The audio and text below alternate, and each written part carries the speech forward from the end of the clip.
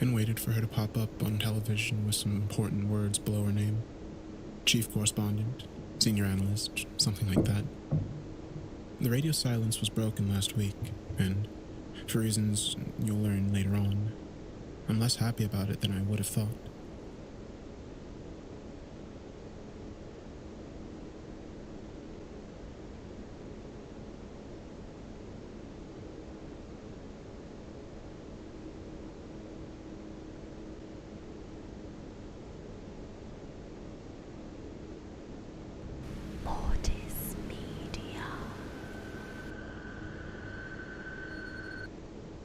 And raging.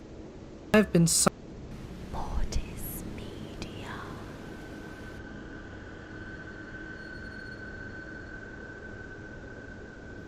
Good evening all, and welcome. This video has been graciously sponsored by Skillshare. If you didn't know already, teacher and father, who works in a I've been suffering with this for over a year, and a slew of problems. For those about comfortable, and let the darkness take control. A little background information about me. I have panic disorder. For those of you who don't know what it is, it's a mental illness that causes extreme anxiety, severe panic attacks, and a slew of problems. I have been suffering with this for over a year now, and while it's getting better, it is still very difficult to deal with. Please keep this in mind. My husband and I have been married a little over a year now. The time we were married, unfortunately, I was undergoing medical issues that no doctors could seem to explain. I was having panic attacks all the time, and they would be so severe, I would have to be taken to the ER, where they would have to literally sedate me to calm me down. I was also losing weight at an exponential and scary rate, becoming sicker and sicker as time went on. Not even a month after we were married, I lost my job and was homebound while my husband worked second shift, which was 4 p.m. to 3 a.m. He would arrive home at around 4 a.m., leaving me alone most of the time. My parents and younger brother live close by, perhaps a 10-minute drive at most. But at the moment, my mother, who is a school teacher, and father, who works in a factory, were unable to watch over me. They called me as frequently as they could, but that was all they could do. In May, I was told by doctors that I was literally at death's door, and unless something happened quickly, my family was going to lose me. I was given medication to help with the panic attacks and to get me to eat.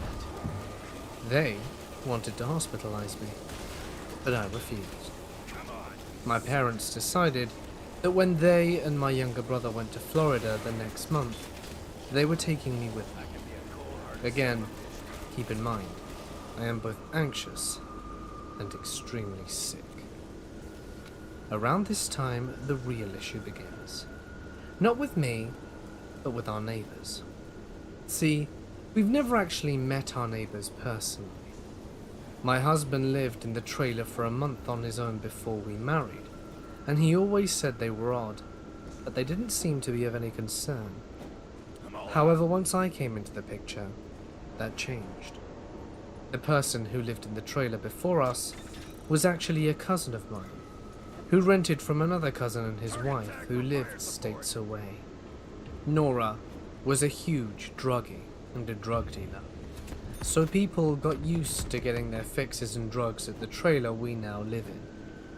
Then a few months before we moved in, she got in trouble with the law and landed in jail for some time.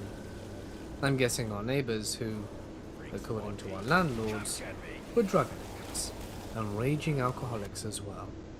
And they thought that perhaps she was back. I'm not quite sure.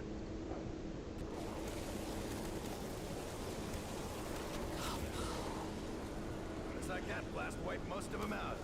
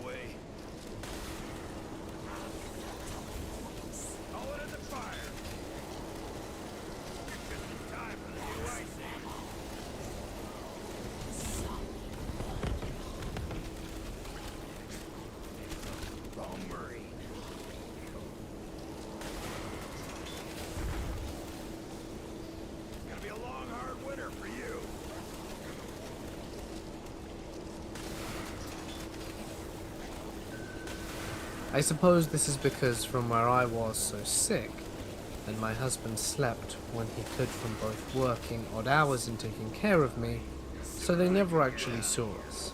They just knew that someone was there. They became active at night. During the day, they were predominantly quiet. Every once in a while, they would do something outside, but for the most part, nothing really happened. It was always after my husband left for work. My car was still there, which should have told them at least someone was still home. It started off innocently enough, driving up and down in front of the house, parking in the road directly in front of it, and waiting. They'd honk the horn, but I ignored them. Several times I called my parents, asking them what to do. They said for me to just ignore them, because maybe they thought Nora was back, and after some time they'd get the hint it was new people and leave me be. So I did just that, for a time. When they started driving up the driveway and stopping at the porch, that is the first time that I called the cops. All I was told was as long as they didn't encroach on my actual property, there was nothing they could do. They advised me to turn on the lights to my house, signaling I was home. I couldn't sleep, despite needing to. I had mono and panic disorders and depression, and I desperately needed to sleep. My husband had the weekends off, and you can guess it, there were never any issues then. It was insane and infuriating. Everyone believed me when I said I was having problems, but there was only so much I could do.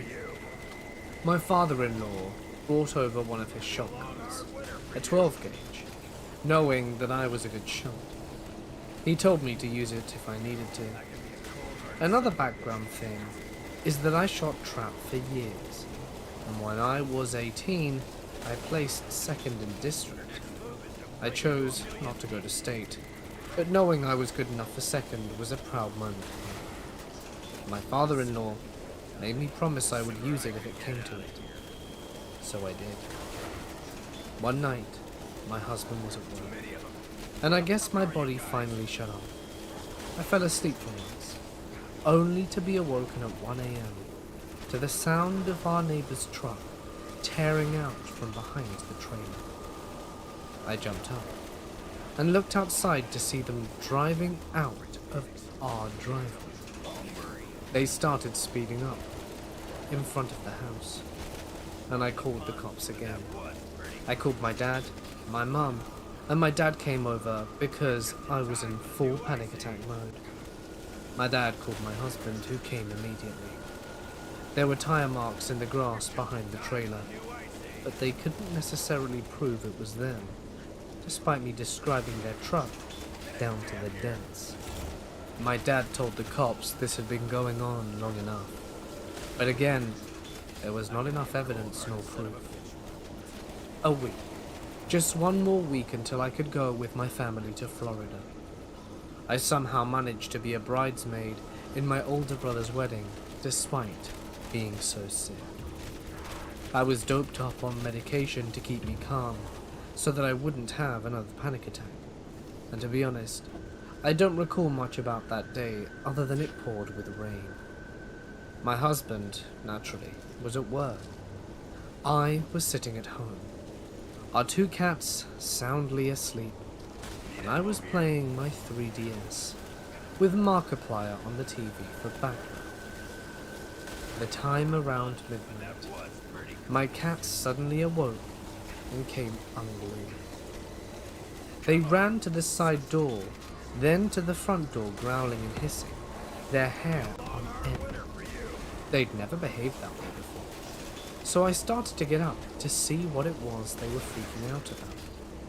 When I heard, "How are we gonna do this?" I froze. I heard their footsteps as they walked up and down the front porch. I wasn't sure how many there were, but I knew for a fact there were at least 3 men outside. My curtains were closed, and most of the lights were off. But the TV was on, and surely they could hear Markiplier's eccentric volume. They had gotten quieter. I heard their footsteps on the porch again. I grabbed my phone, shakily swiping it until I found my dad's number and calling him. I remember breathing hard, feeling a panic attack setting in. Hello? They're here. I remember sobbing. They're on the porch, Daddy. They want to get in. I'm on my way. Call the cops. I hung up with him, then heard them talking amongst themselves on how they wanted to break in and what they wanted. I ran into the bedroom, grabbed the 12 gauge, opened the chamber to see it fully loaded and called the cops. I left the lights off. I decided I was going to have them caught this time, and I wasn't going to run off. The dispatch answered, and I told them what was going on. As sick as I was, I managed to hold that shotgun to my shoulder, pointed at the door, remembering everything my dad taught me about shooting while I was a hunter and when I shot trap. But I was still scared out of my mind. Somehow I kept my panic attack down, but I was still breathing hard. Calm your breath, son. You say they're outside? Yes. I heard one say they heard me. Then the other one said it wouldn't be a problem. Oh my God. They're coming, sweetie, I promise. I'm armed. Excuse me? I'm armed. I said it, hoping that they'd hear me. With what, sweetheart? 12 gauge. They want to hurt me. I'm not gonna let them. She's armed. I heard him tell the police, who were supposed to be on their way. I heard, from one of the guys outside, then silence. Ma'am? I can't. I heard the footsteps, leaving, then saw the lights to my dad's truck. My dad's here. I lowered the shotgun and ran outside, my dad and younger brother running out of the trunk. My dad had the Judge in hand, which is a pistol that shoots 12 gauge rounds and feels like a hand cannon. You'd swear you'd just broken your wrist. While my younger brother was holding a knife. It's my dad and brother. They're armed too. Okay, what of the men? I don't see them. When the cops get there, disarm yourselves, okay? I thanked the dispatchers for everything, and about this time the cops pulled up. I told my dad and younger brother to disarm, so they put the weapons in the truck while I took my gun inside and sat in the kitchen on top of our dinner table. My dad told me to get back in the house and for my younger brother to go with me. As soon as I stepped inside, the panic attack came. My dad came inside for a moment and hugged me, telling me how brave I had been, especially for holding it as long as I did. Shaking, crying, gasping for breath, I listened as he went back outside. The cops found footprints and an area on the porch where the men had tried to break in at one point, but the men had scattered, leaving it difficult for the cops to trace exactly where they came from. My dad told them it was the neighbors, and my landlord actually called and told the cops it was more likely our neighbors as well, who had apparently been giving my cousin who lives up the road a difficult time too. The cops noticed some of the footprints went into the neighbor's yard, but they weren't home, of course. I remember my dad and younger brother standing outside, just as the cops pulled up, yelling as loudly as they could that they would drop them if they ever so much as saw them around me again. Enough is enough, my dad yelled over and over. She's sick. She needs rest. Leave her the hell alone or I'll drop you, I swear.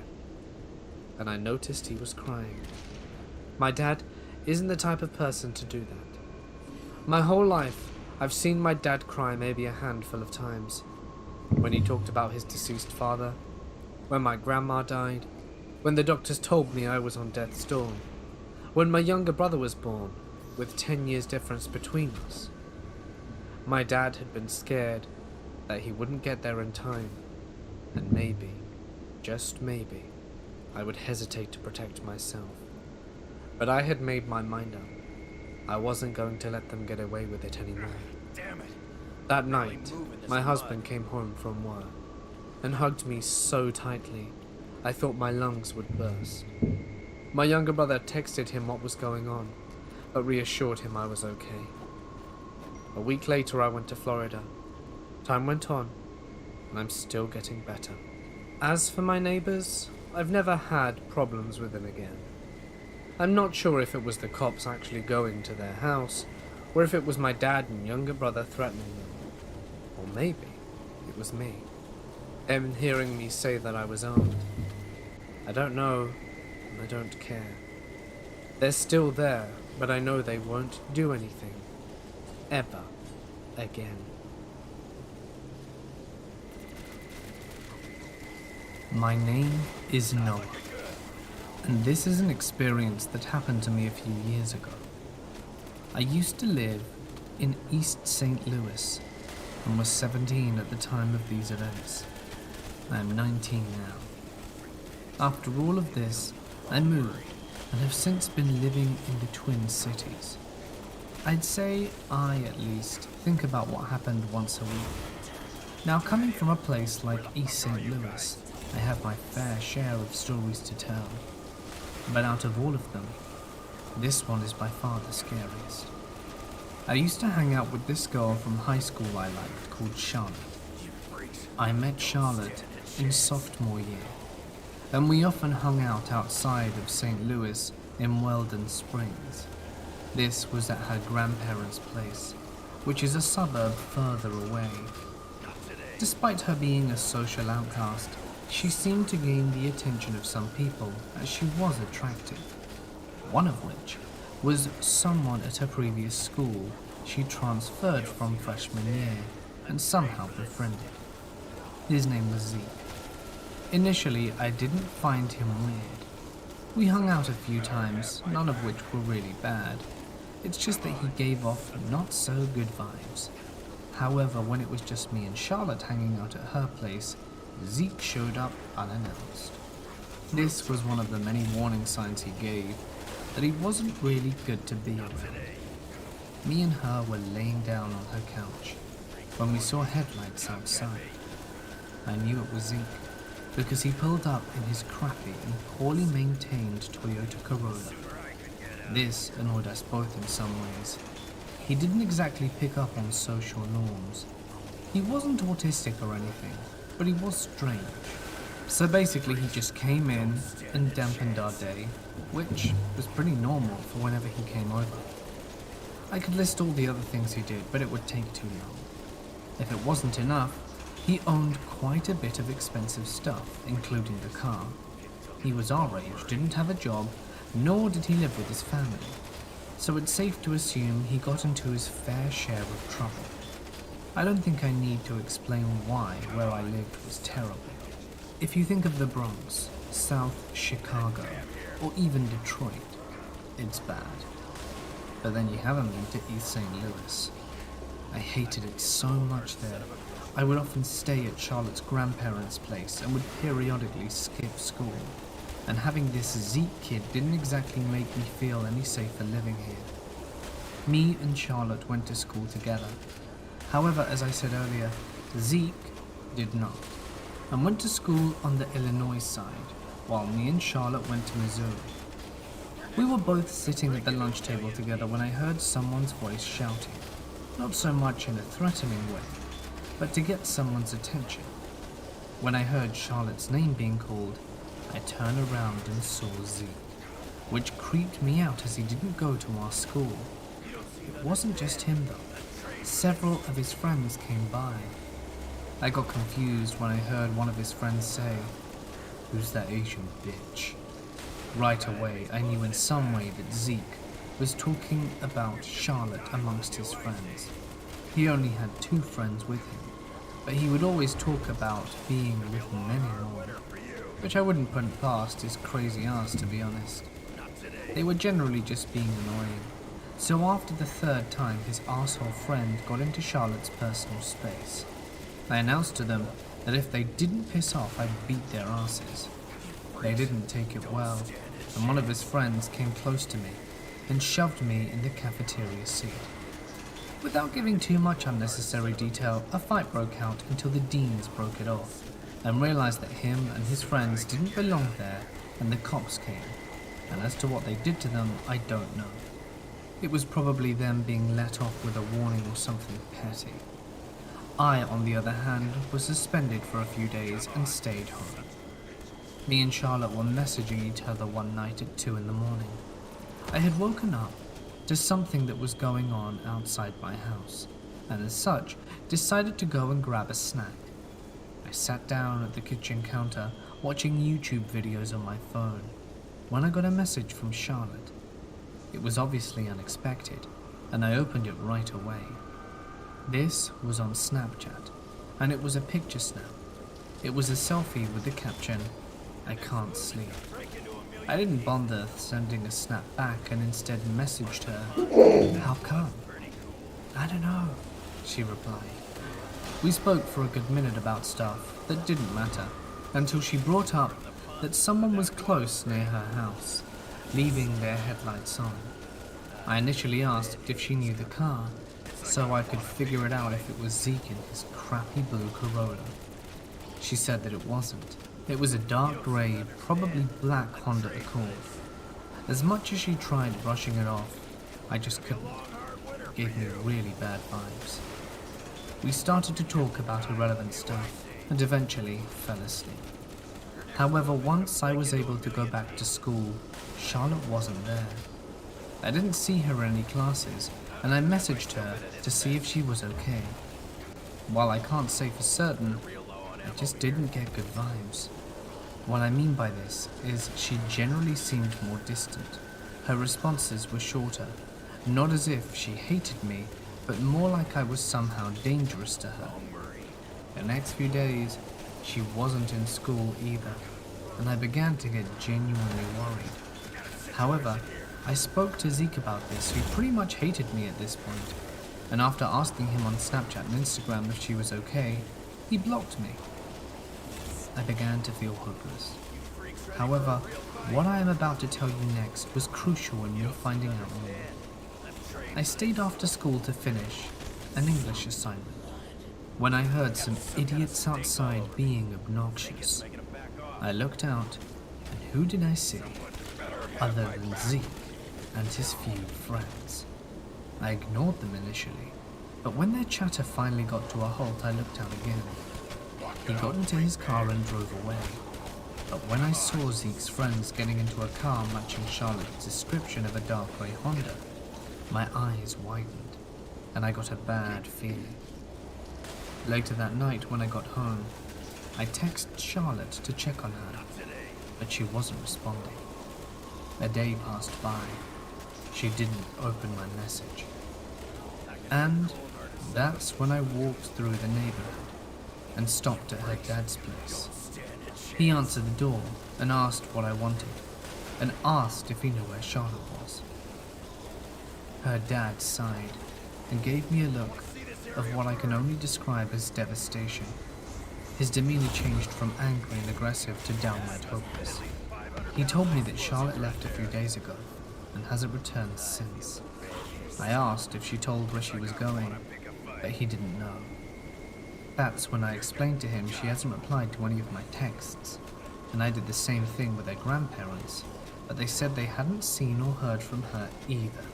Immediately, any optimism in me was gone, and I felt like giving up.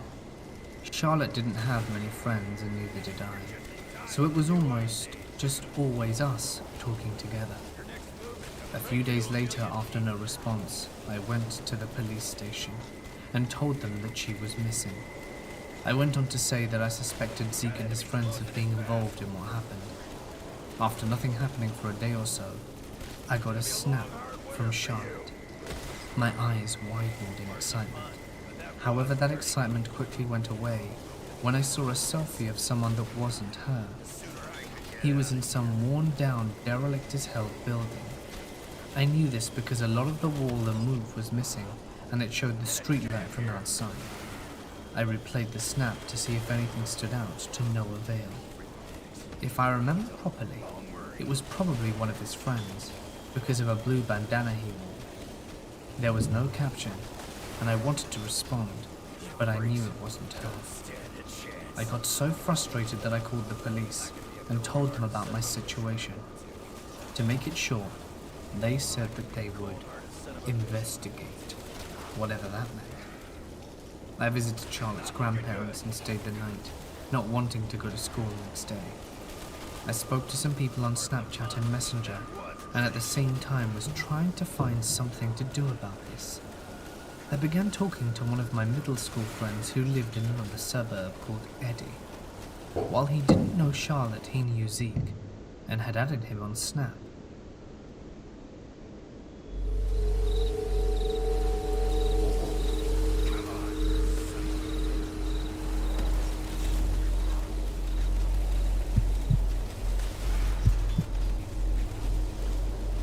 There was a brief period of time that I lived alone. When I freshly moved out of my parents' house and before I met my girlfriend, then she moved in, I lived in a small one-bedroom apartment in the downstairs of someone else's house. I spent a lot of time alone during this period of my life, besides when I was at school or work, and so I spent a lot of my time watching movies. Specifically, I liked watching scary movies pretty often. Even as an at the time 21-year-old guy, I still would be a little spooked trying to sleep after watching a scary movie, especially living alone in that apartment, and every time I did, I would look around the room. At a few points, I would even turn the bedside lamp on just to check around the room. The tenant upstairs wasn't home that night, as his car wasn't in the driveway, so the sounds I was hearing couldn't have been footsteps upstairs or anything like that. My nerves were really starting to set in at one point, because I just kept hearing noises, and to be honest, I couldn't tell from where in the house they were coming from. I got up to head over to the door of the bedroom and opened it. Outside of my bedroom was a very narrow hallway, which had a door to the bathroom, and then at the end of the hallway opened up to the living room. At the end of this hallway, though, like a scene right out of the movie I had watched not even an hour earlier, there was someone standing at the far end of the hallway right by the kitchen. The moonlight from outside coming into the bedroom windows and the windows in the living room was enough to see her, this woman looking right back at me. She started to walk backwards while still facing me. I didn't care though. I still screamed and backed into my room before slamming the door shut and locking it. She didn't come running over and pounding on the door or anything like that. Instead, I heard running up the half flight of stairs to the exit of my apartment, and then the door slammed shut. I was frozen in shock for at least 10 minutes before I felt okay to take my phone and leave the bedroom to check the apartment. It didn't take long. It was a small apartment with not many hiding places. It was empty. I rushed to lock the door, wondering who that could have been and how they got in. I didn't call the police. I couldn't tell you why. But the next day, I called the landlord and told him about it. He made a phone call to the upstairs tenant, and what I learned shocked me. The woman that broke into my apartment was an ex-lover of the man who lived upstairs, a crazy one at that, and after finding his address somehow, she broke into the wrong part of the house, my apartment. The upstairs tenant came down to my door and apologized to me that following day, but I never got much detail from him or the landlord. I still wonder what that woman was planning on doing to him.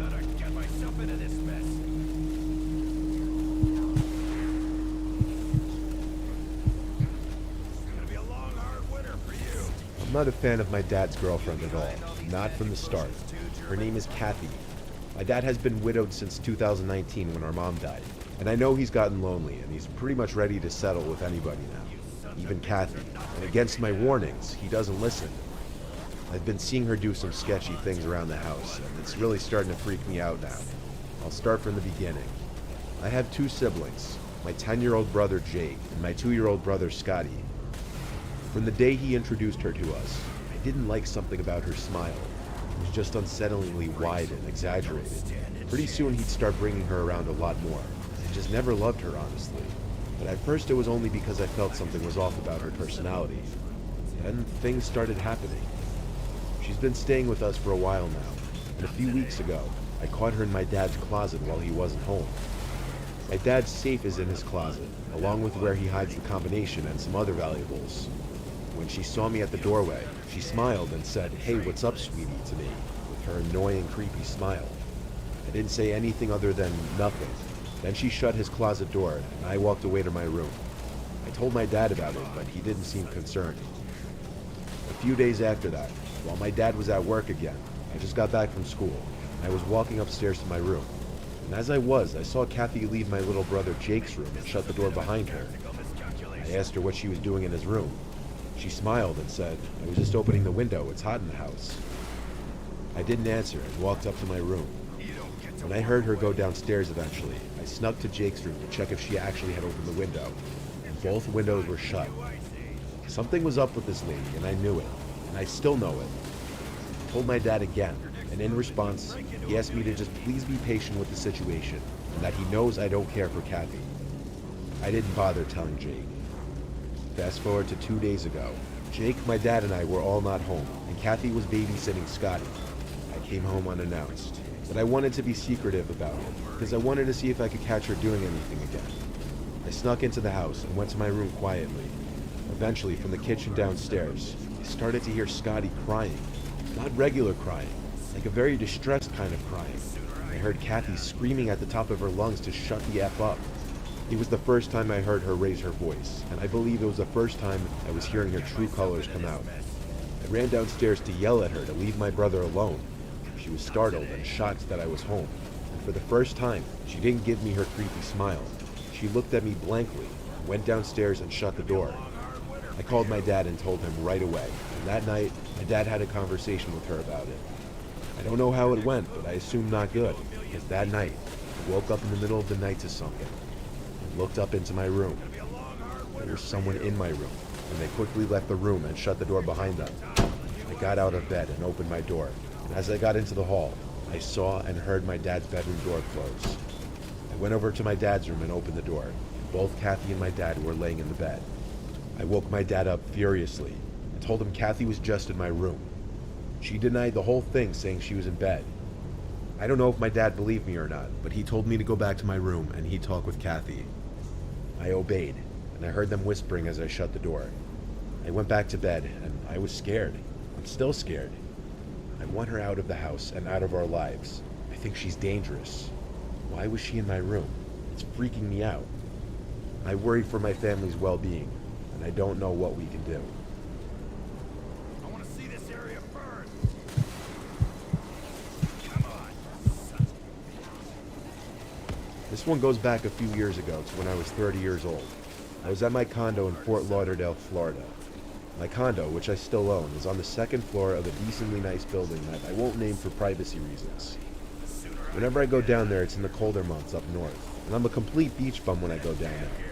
Luckily for me, I work remotely for my job through my laptop and phone, so I've been able to retreat down there whenever I'd like. Fort Lauderdale is for the most part a pretty clean and safe city, and the specific location my building is in is no exception. That is, usually. It was the middle of January. It was late at night, past 10 o'clock. I was out on my balcony with my feet over the railing, on my laptop, when all of a sudden I heard from down below on the ground someone yelling something. They were yelling, "Yo," and "Hey you." At first I didn't move, taking the assumption that whoever it was talking to someone else. They couldn't possibly be calling up to me, but they followed with, "Hey you up there." And my heart skipped a beat, because now I knew they were talking to me. My main question was, why? I set my laptop down on the chair and looked over the railing down to the ground below. There was a guy in front of a car in the parking lot, looking up at me, and he said, "Yeah, you." I asked, "What's up?" He told me to come down there so he could show me something cool. I took a better look at this guy. Some guy with a backwards hat and tank top on. I assumed he was just some punky kid messing with me, so I ignored him and sat back down. When I did that, I heard him laughing as he said, "I'm gonna come up there and skin you alive, you prick." I stood up again and looked at him. He had this unsettling and sinister smile on his face. I realized he looked older than I initially thought. He wasn't some kid. I literally opened my mouth to shout something back at him, but for some reason, I didn't bother. I grabbed my laptop and went inside and shut the sliding door. I expected him to yell up a couple things afterwards, but I didn't hear him do so. As uncomfortable as that made me, I felt much safer being inside. I chalked it up to just the occasional coked-up Florida lunatic on the streets. But things became next level when the silence of the room was broken by pounding on my condo door, accompanied with a voice yelling obscenities and threats at me. It was the guy again. The bangs were so loud I was genuinely concerned he was going to break the door down. All I could do was yell, "I'm calling the police." That didn't faze him. His bangs turned to these carving and stabbing noises. It probably all lasted for about a minute or two, but felt like a century until he gave one more loud angry bang, screamed one more obscenity at me, and left. I knew because I checked through the peephole. I called the police after the ordeal just to show them and report it to them. On the other side of the door, there were several stab marks in it, confirming I did hear him stabbing at it, confirming this man had a knife. I pray nobody was harmed that night. I doubt he knew me. I think he was just a really drugged out crazy person looking to hurt someone.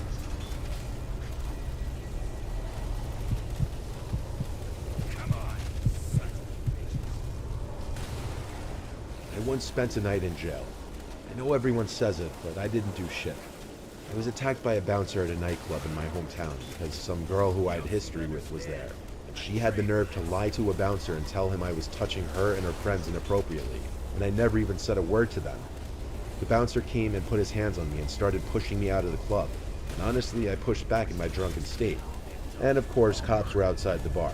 Between a drunk guy and a club bouncer, who are they going to side with? Well, I ended up handcuffed in the back of a cop car and I'm escorted to jail, where I spent the night. All that was in this cell was one wooden bar for sitting on, and this other guy besides me. He asked what I'm in for, and I told him for bullshit. I took one look at the guy, and I knew I didn't belong here. He had tattoos on his face, he was missing a front tooth, and he just had this face that said, "Don't mess with me or I'll cap you."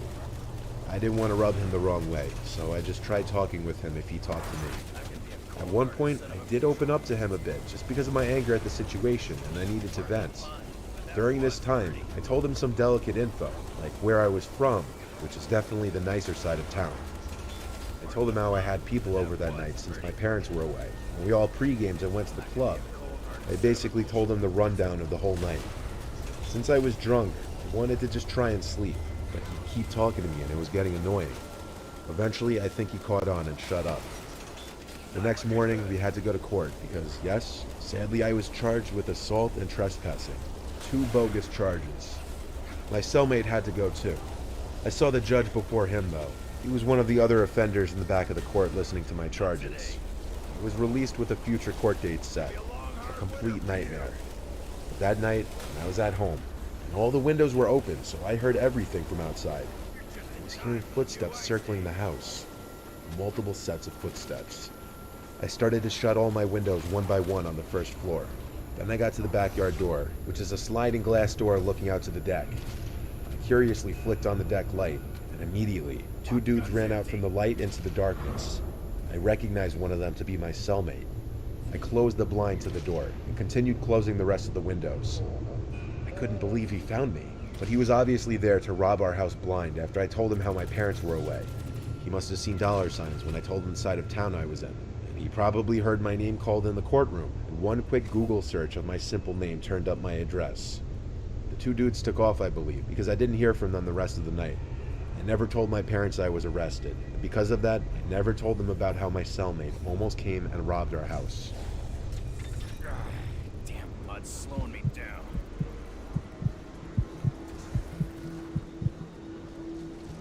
This is something that just happened to me, and I don't know how to feel about it other than freaked out. I'm not a spiritual person at all. I've been on and off seeing this guy named Spencer. I met him through a coworker one night when we were out together at a bar, and we hit it off. I finally introduced him to my family, and while my parents were indifferent about him, my grandparents didn't really care for him, my grandma especially. They both said they saw something bad in him, that he doesn't seem like a good guy. My grandma mostly. This wasn't after one-time meeting though. This was after I brought him around multiple times, and everyone could get a good idea about him. And honestly, I started to see what they meant, because Spencer and I would get into constant arguments, and he would lose his temper fairly easy on me. For this, we'd be on and off constantly. There was one night that I felt like he was about to raise his hands to me, but he held back and then calmed down. This was when I said, "I'm done," and dropped him. Or so I thought I was going to. My grandma was especially happy and said I could do much better. Then she went on about how I should go find a nice Italian boy from a nice family like she always did.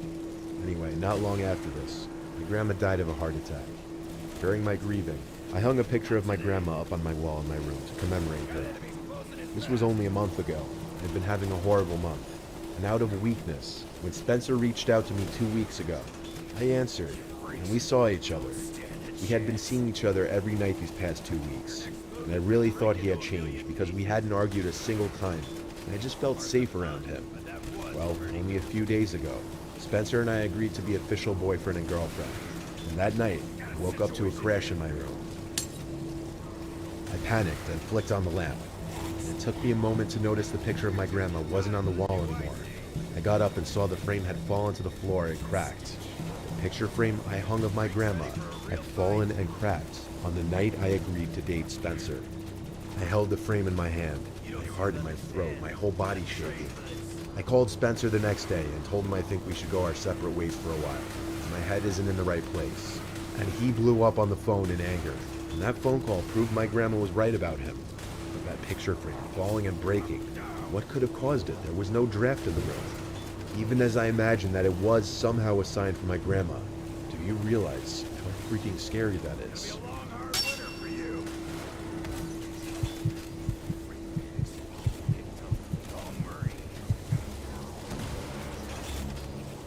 I took my Jeep on a road trip to Colorado to do some off-roading in the wilderness. I was doing a bunch of trails in the Red Feather Lakes, and I was ending the night off on the Dead Man's Road Trail. It was a somewhat challenging trail, but the scenery was unbeatable. I packed a sleeping bag and planned on sleeping in the back of my Jeep with the back seats folded down. I pulled somewhere off the immediate trail, just off the slight chance some other night drivers would pass by. But that was very unlikely. I guess people can call me a weirdo for enjoying off-roading on my own and camping alone, but I've always liked doing things solo. I use the word camping because I do consider this to just be luxury camping. Instead of being in a tent, I'm in the back of my Jeep in the middle of the woods. I ate some of the protein bars and other snacks I brought as my little dinner, and I set up my sleeping bag in the back. In case you're wondering if I was doing this in the dark, I had the LED light bar on my Jeep on, which basically lit up the entire surrounding area pretty nicely. So I finally crawl into the sleeping bag, and I'd be lying if I said it's comfortable sleeping back there. It's the price to pay for off-roading in the sunrise for me. I had the windows all closed to avoid bugs getting in, but I still heard everything outside. And then it happened. I heard a voice from out in the woods, followed by a short, loud laughter. As deep into the trail I was, there's no way someone was just walking around out there. Not in this total darkness. I looked out the windows expecting to see headlights or taillights somewhere. Nope. Then I heard the voice again, much clearer. I couldn't tell if it was a man or a woman at first. I was shaking now though. Someone was out there, that much was clear. Though I was hearing a voice, I didn't know what was being said just yet. And I laid there, waiting for it again, scared to death. For a while, just crickets. Then, much closer now, I heard in a clear voice, belonging to either a woman or a young boy, "Hello, I see you there." Now I was ready to throw up. I wanted to move to the driver's seat and drive, but I was too scared to move. I felt like if I just stayed laying down, that whoever was out there wouldn't see me. I know that makes no sense, but hiding and not moving was me clinging on to the hope that this wasn't actually happening. Then, there was one loud bang on my rear windshield, and I jumped up and practically dove over the two front seats into the driver's seat. And I started the car and drove as quickly as I could manage down the trail, scared they were running after me because I could only go so fast on this rocky terrain. I was scared to look in the rearview mirror, and when I did, I didn't see anyone through the red glow of my taillights. It was a nightmare. I was tired, but drove the rest of the trail until I was back on pavement. Then I drove for miles until I reached a motel. Some people have asked me, what if it was someone stranded who needed help? And I say no way. No one's out there that late in the pitch black, laughing without a flashlight that deep on some trail. And they wouldn't bang on my windshield just once like that if they weren't trying to scare me. People are messed up. Always watch your back and be woke to your surroundings. Alright, be back later.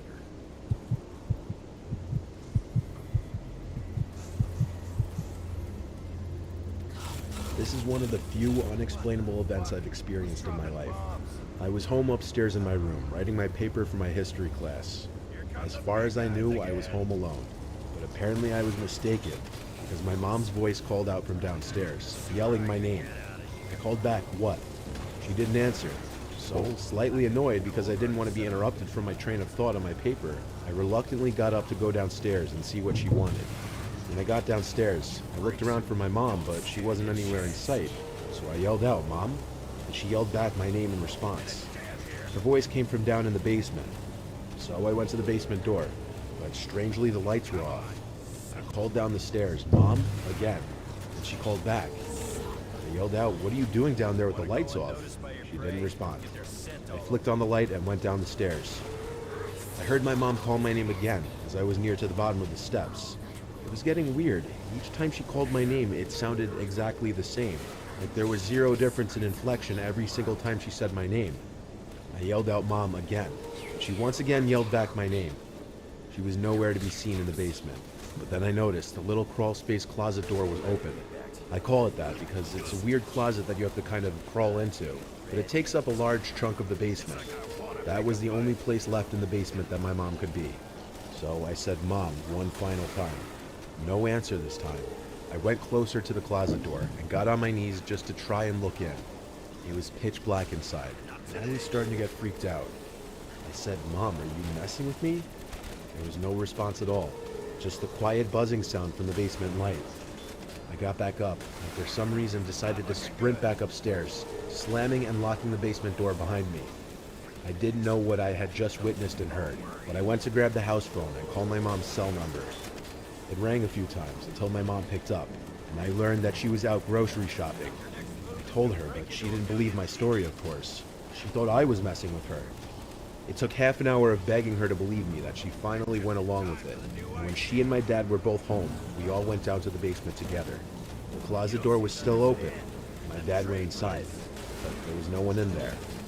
This still remains to be the most haunting, unexplainable experience of my life.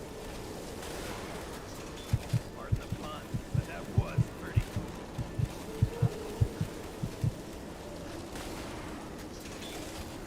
I was only about 9 years old when this happened. I was sleeping over my grandma's house for the weekend, which I often did when I was little. It was a stormy day out, and my grandma was out at the nearby grocery store getting ingredients for dinner. I was in the living room watching SpongeBob when the phone rang. There was obviously zero reason for me to answer the phone, but, you know, I was a little kid with a little kid brain. There's no explaining any decisions made.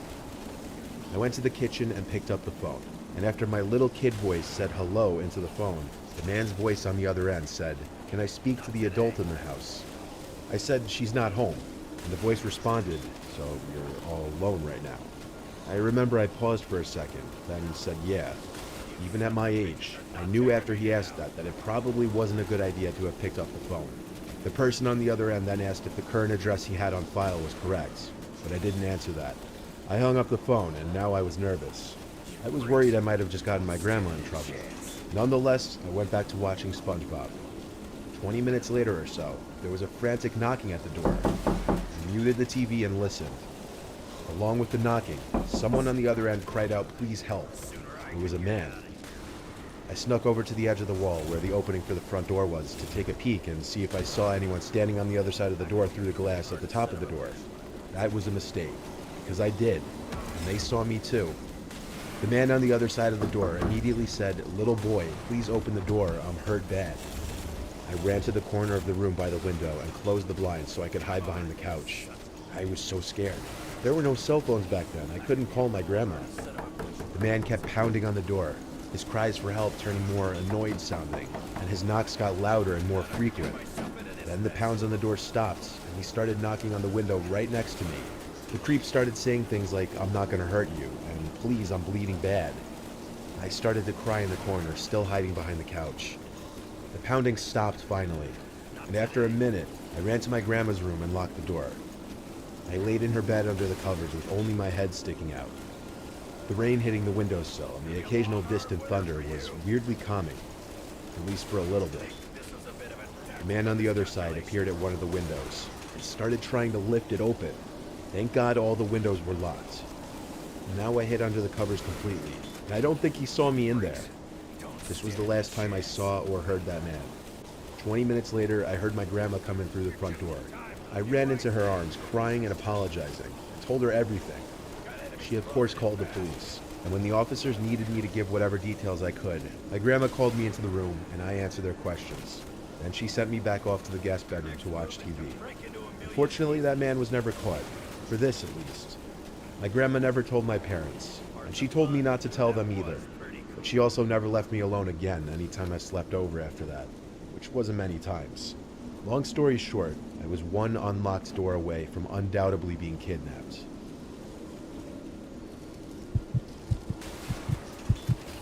Come on, son of a bitch.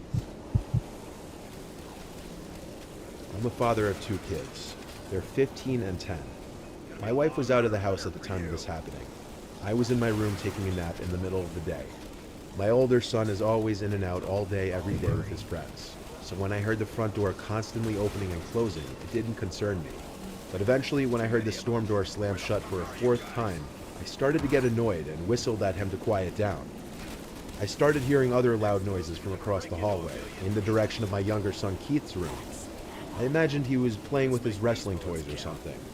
Regardless, even with my door shut, the noise got to be too much. It was just like a constant thumping sound. Like, what could Keith possibly be doing? When I went across the hall to his room, the noise became more clear, and there was this literal thumping on the wall sound. I went into his room. The door was already opened. I said Keith's name angrily. I didn't see my son. I saw some grown man facing the wall, banging his head into the wall. There was blood on the wall from his constant banging. The man gave me a side glance without turning his whole head. I managed to tackle the man to the floor, and that's when Keith emerged from under his sheets where he was hiding. The man didn't fight back. He started yelling this psychotic mumbo-jumbo, proving his lacking sanity. I told Keith to go get the house phone while I held the man down. After calling the police, I was in that same position for at least 5 minutes before they arrived. The man just kept smiling and laughing and saying things that made no sense the entire time. The man was ill or on some serious drugs, or both. I didn't press charges, and I'm sure he was taken somewhere to get the help he clearly needed, and to get him off the streets.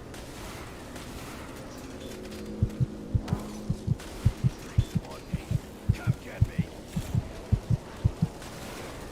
I've had many night terrors in my life, and I've struggled with many sleeping disorders. Hell, I can't even count how many times I've experienced sleep paralysis. It's a truly disturbing thing. I've also woken to seeing spiders and other giant bugs in my bed countless times, for them to only disappear as I start to snap back to reality. But the hallucinations are always so real and vivid. I always find myself jumping out of my bed screaming, throwing pillows at the non-existent bugs. And don't even get me started on the constant nightmares I have. There was one stressful week of school that I was up to my ears in homework with all my classes, and I was admittedly exhausted mentally and physically. With half of my assignments due the next day, which was Friday, I was up extremely late for a school night. It had to be like 3 a.m., and I had to be up in 3 hours. When I finally finished all of my assignments, I literally crashed into bed, and I was out cold faster than I could remember. And that night, I was having a bad dream again.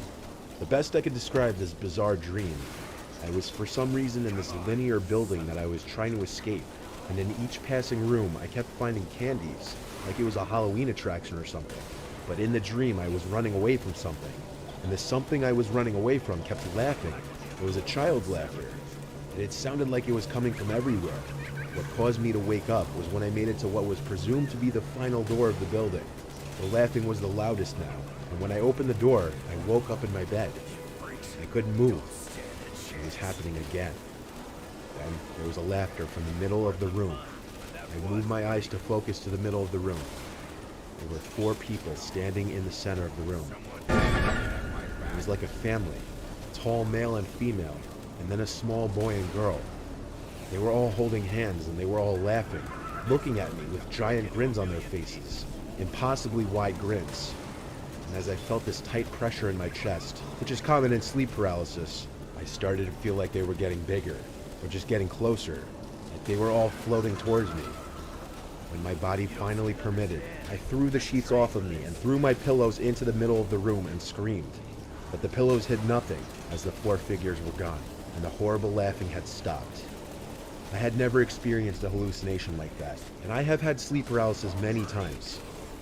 I had to see my doctor the next day, who prescribed me new medication. Since then, I still had my share of night terrors, but nothing even close to that.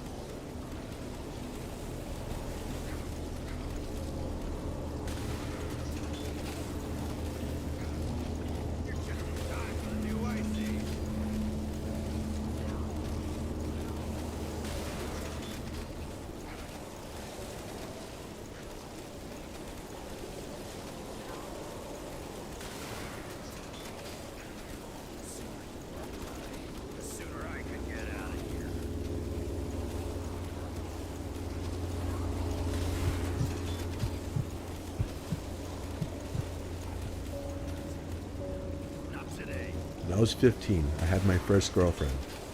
We lived in an upper-class area, very quiet and peaceful streets. My girlfriend Casey also lived 2 blocks away, so I could walk to her house almost nightly.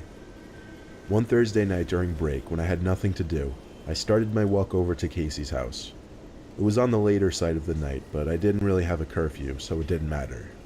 But pretty soon, I thought I could start hearing noises from around me. And when I say around me, I mean mostly behind me. The first time I heard it, it was the sound of a bush being shaken a bit. I only turned my head to look for a second without stopping. I just started to walk a little faster is all. When I got to the next block, I heard another noise, a twig or a small stick cracking. I stopped this time and turned around. All I saw was the empty street and the bushes that lined up along each property to separate the sidewalks from people's properties. Basically next to the street was a wall of bushes, and I didn't see anyone or anything that could be making these weird sounds. I picked up the pace even more, and I was reaching the home stretch to Casey's house. Of course, there was another sound again, this time more like footsteps. Quick, light footsteps. I turned again without stopping. No one, nothing. I could see Casey's house now. I called and she picked up right away. I told her how freaked out I was getting because I kept hearing noises. I walked around the bushes surrounding her driveway and stepped onto her property. I noticed her staring out her bedroom window upstairs. She waved at me as she left on the phone, and I waved back. Then she asked me, "Who's that guy right behind you?" I turned right around and saw a fully grown man crouch walking maybe 10 feet in back of me. I screamed and ran for the door and started pounding on it. The man grabbed me and tried to put me in some kind of headlock, but he let go and ran away pretty quickly. Casey's mom opened the door with a look of dismay on her face. She let me in and slammed the door shut as Casey came running over. I was out of breath and felt like my heart was beating 1,000 beats a minute. Casey's mom hugged me, asked a few questions, then called the police to warn of a dangerous man going around town. Casey's mom let me stay over that night for obvious reasons, and she drove me home the next day.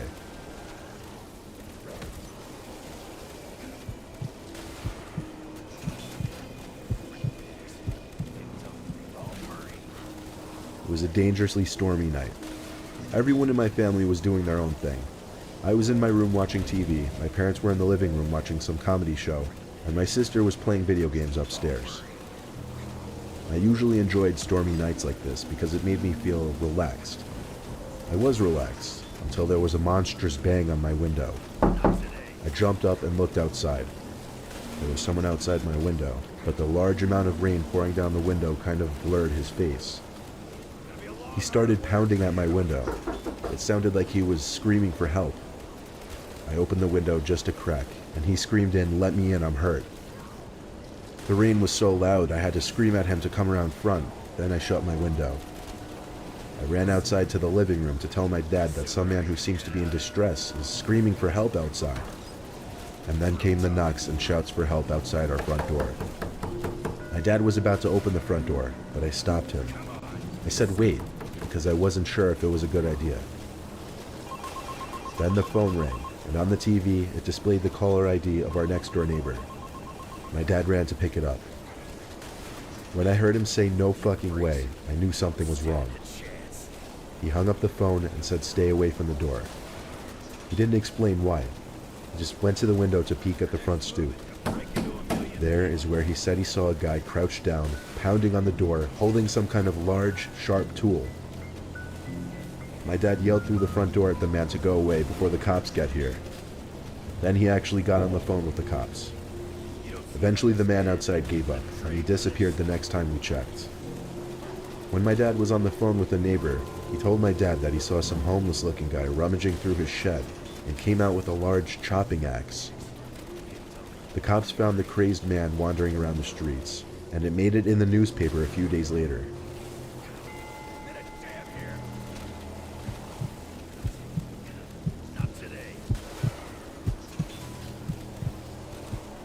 One night, when I was a really young kid, I was in the living room watching my favorite cartoon.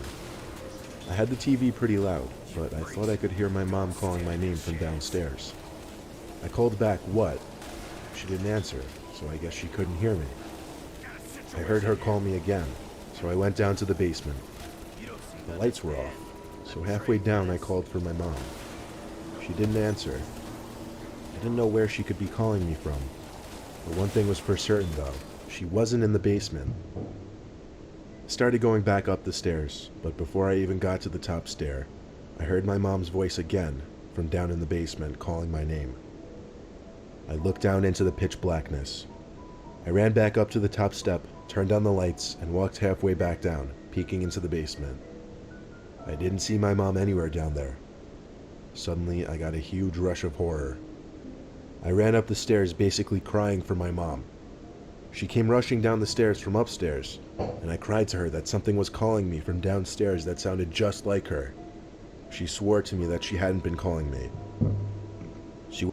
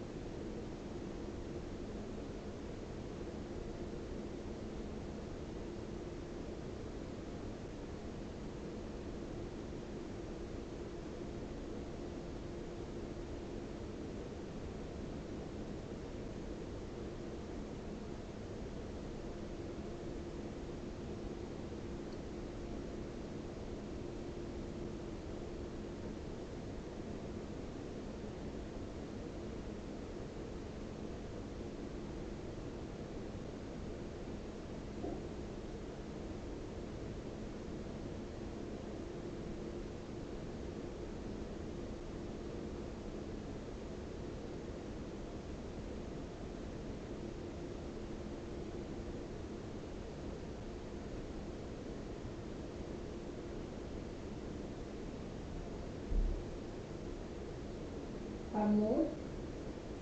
Hamud.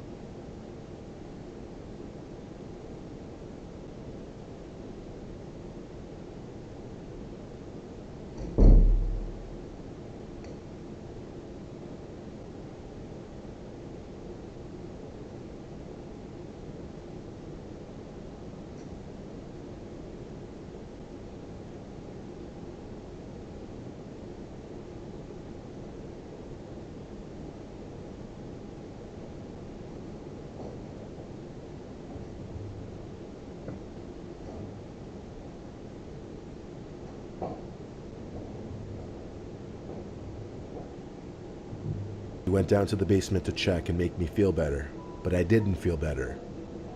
I'm sure she didn't believe me. Why would she? I was a little kid. But I still know that I heard what I heard.